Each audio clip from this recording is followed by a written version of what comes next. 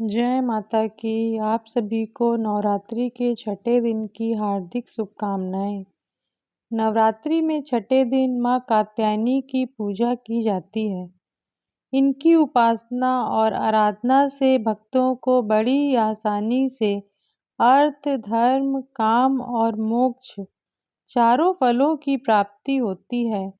उससे रोग, शोक, संताप और भय नष्ट हो जाते हैं। जन्मों के समस्त पाप भी नष्ट हो जाते हैं। इस देवी को नवरात्रि में छठे दिन पूजा जाता है। कात्य गोत्र में विश्व प्रसिद्ध महर्षि कात्यायन ने भगवती पराम्बा की उपासना की, कठिन तपस्या की। उनकी इच्छा थी कि उन्हें पुत्री प्राप्त हो।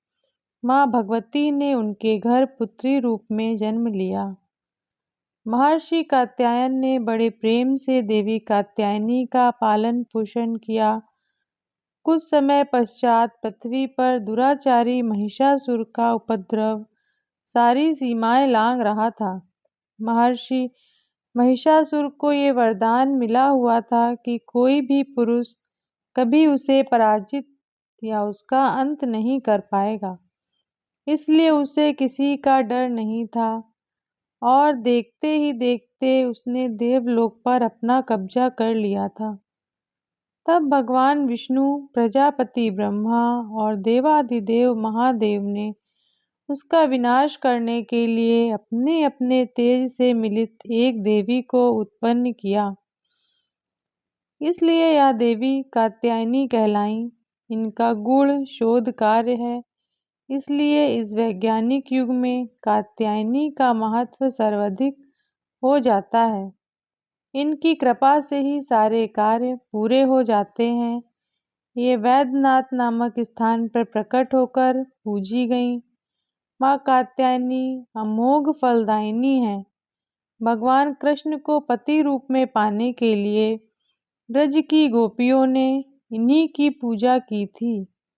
यह पूजा कालिंदी यमुना के तट पर की गई।